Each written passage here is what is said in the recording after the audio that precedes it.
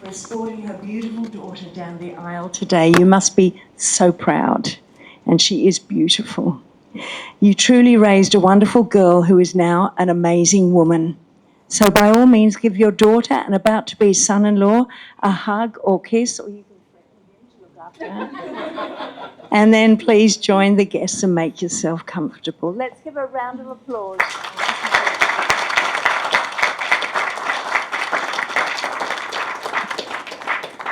So as you take, might be safer to come around.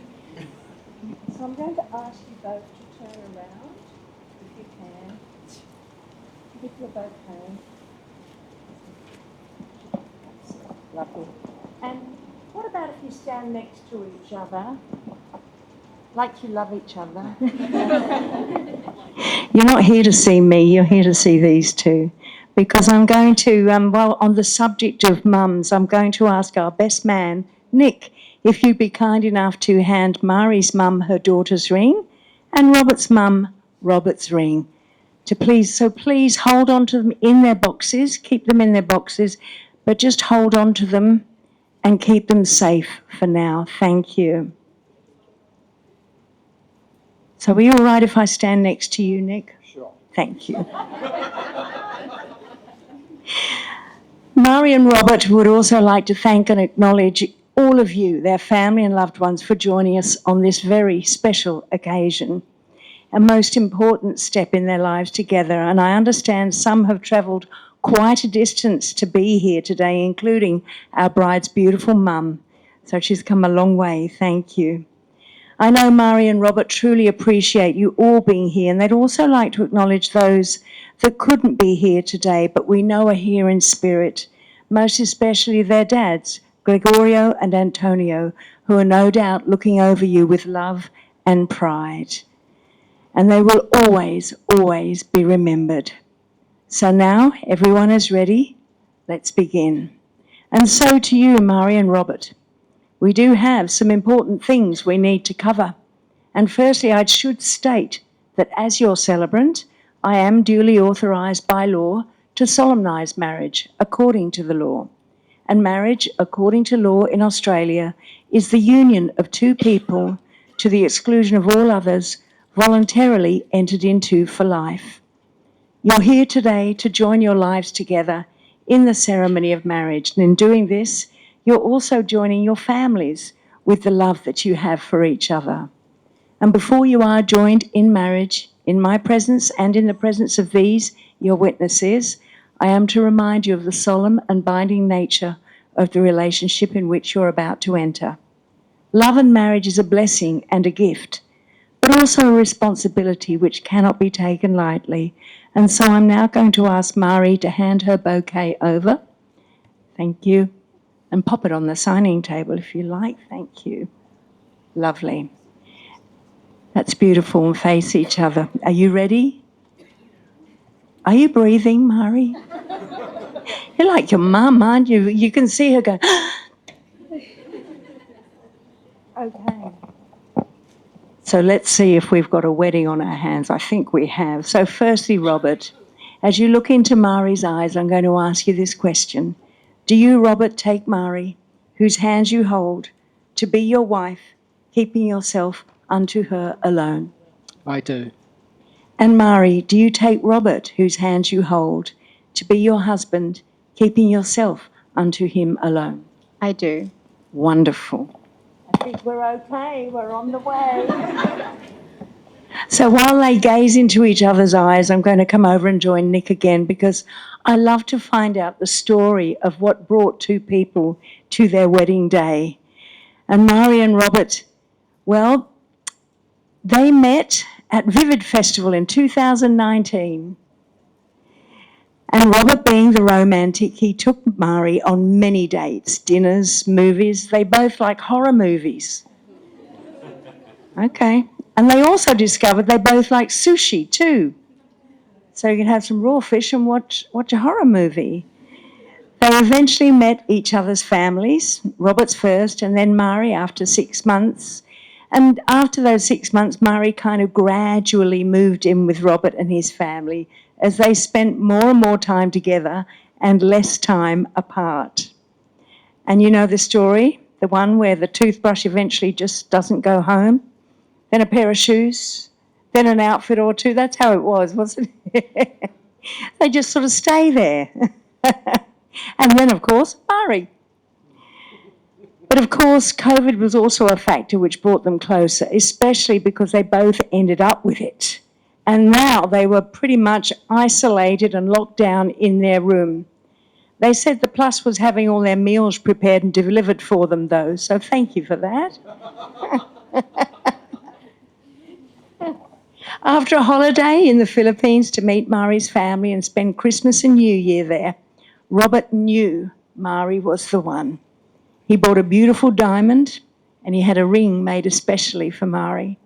They had a break in Mudgee in February last year, and on a beautiful nature walk they ended up on a rock high up with a stunning outlook, and this is where Robert proposed. Everybody go, ah.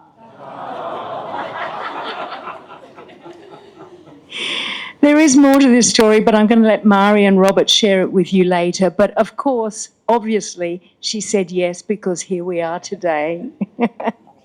Now, as you know, do you want to stand beside each other? That's better. Lovely.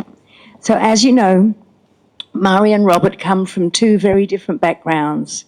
So we're going to include some tradition and cultural aspects to honour their heritage within the ceremony and then later at the reception. And we did talk about, readings and spirituality. And I learned that the following reading from the Bible is a tradition to have at wedding ceremonies in the Philippines. So I'm now going to share Corinthians 13, verses 4 to 8 with you for Mari and Robert. Love is patient, love is kind. It does not envy, it does not boast, it is not proud. It does not dishonour others.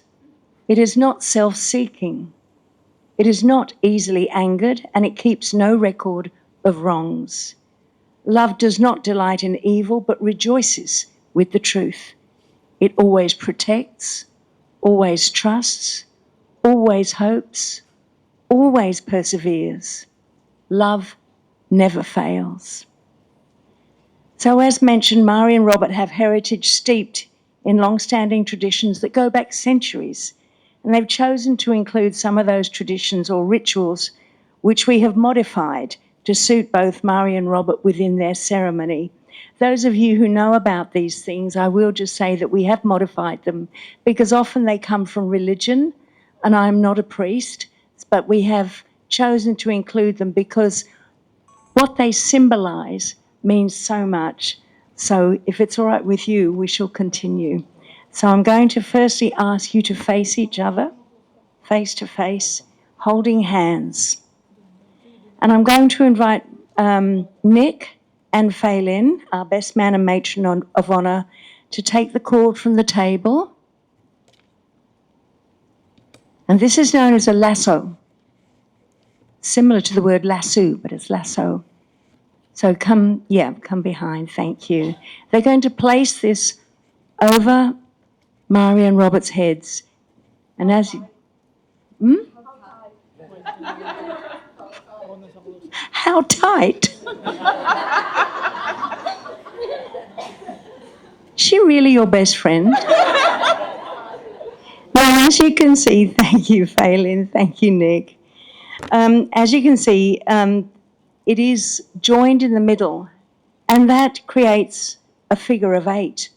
And the figure of 8 represents eternity, and the lasso binding them together represents their lives now entwined.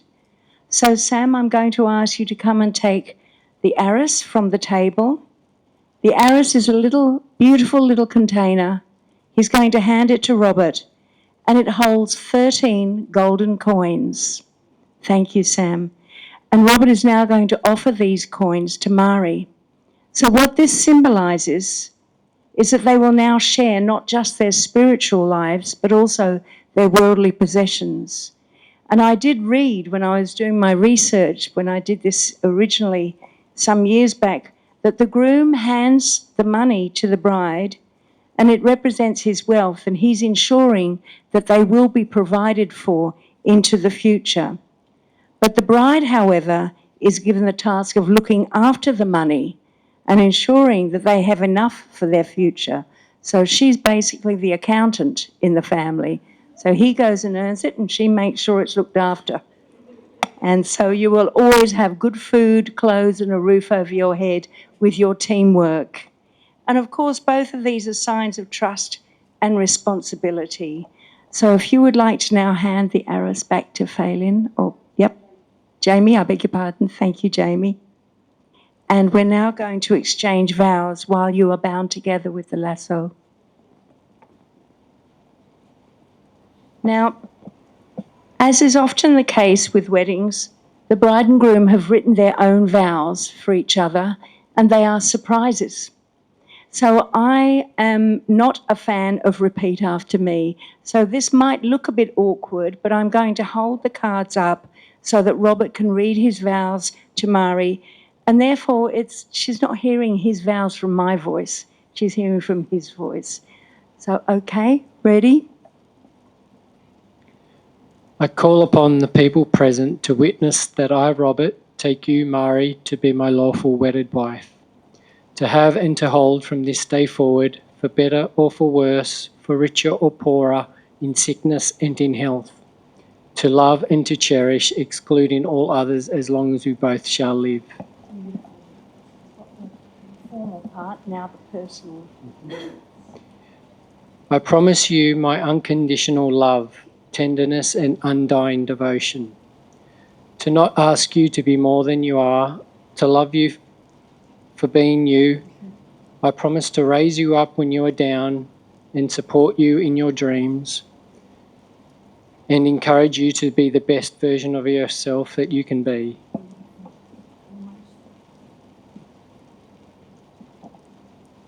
I join my life to yours, not merely as your husband, but as your friend, your lover, and your confidant. Let me be the shoulder you lean on, the rock on which you rest, the companion of your life. Beautiful. You got her. We need to let you take a breath, don't we, Mari? Beautiful. Okay, ready? Take a deep breath. You can do this.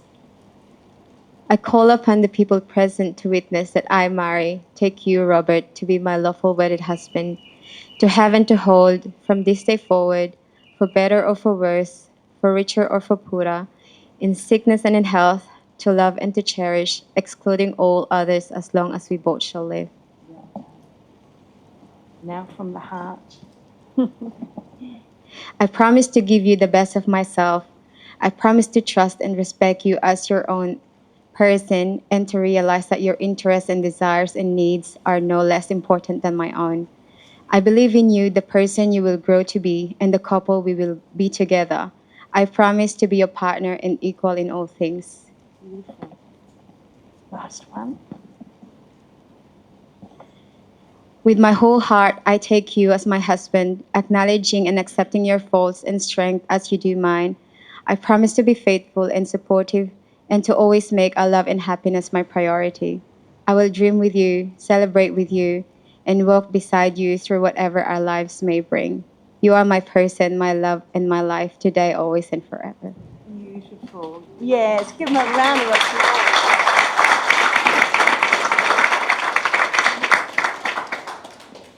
Beautiful. Now, in the tradition of marriage, the bride and groom give each other the gift of rings, but first we're going to have to remove the lasso. So if you would both be kind enough, Phelan and Nick,